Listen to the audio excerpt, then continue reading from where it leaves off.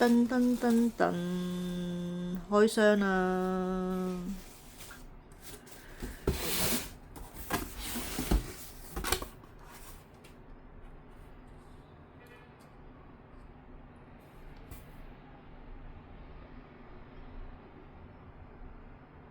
係啊，爸 B 送咗部電飯煲俾我，係啦，Panasonic 嘅。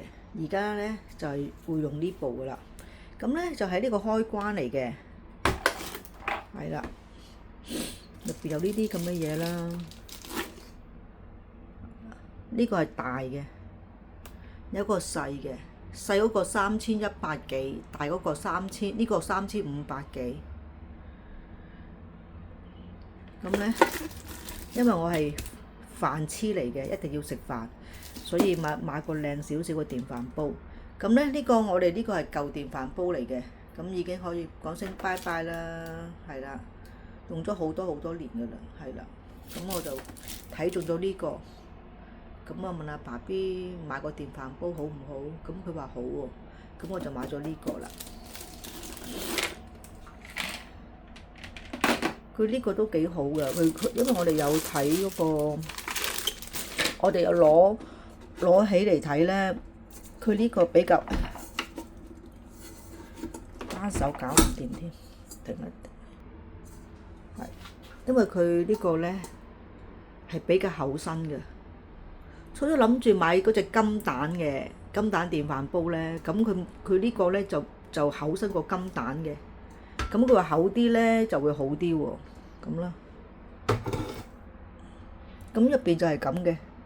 佢話嗰個火咧就溫度咧就會傳熱咯。金蛋嗰隻就喺呢個出喎。咁咧呢個咧Panasonic 咧就係呢啲位喎。咁即係3個位。佢話傳熱會好啲咯咁樣，所以呢個貴好多。金蛋嗰個2800幾，呢個係3500幾，呢個大嘅，咁我覺得幾好喎。咁呢個係1至2人咯。咁呢個可以煲粥啊、煲飯啊，好似整蛋糕啊，乜都得嘅。即係簡單啲又好啲咯。係啦，我覺得幾好。呢個係 Made in Japan 喎，佢話唔喺大陸做嘅，佢話直接喺即係嗰個豐澤嗰個男仔講話喺日本直接搭飛機運過嚟香港嘅，佢話係啊，就唔喺大陸做嘅呢個電飯煲，係嘛？呢個係啊，所以佢話好肯定係一定係日本運過嚟香港買嘅，就唔喺大陸加工，乜都冇嘅，一定係 Made in Japan 咯。我見到幾好。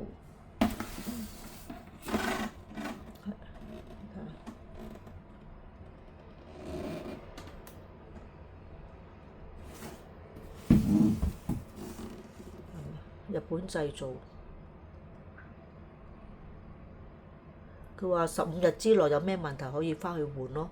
可以佢呢個電飯煲可以保用5年咯，咁都幾好啊！保用5年。最緊要食啲米要夠香醇啦，佢話，同埋一粒粒咁樣，我覺得係最好嘅。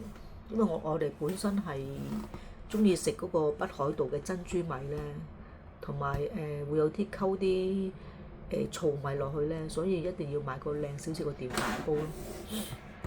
因為豐澤就冇韓國式嘅電飯煲買嘅，佢話淨係得日本，咁我哋就買咗日本咯，係啦，係啦，佢話煮出珍珠米嘅美味咯，咁就啱晒我啦，因為我係中意食珍珠米嘅。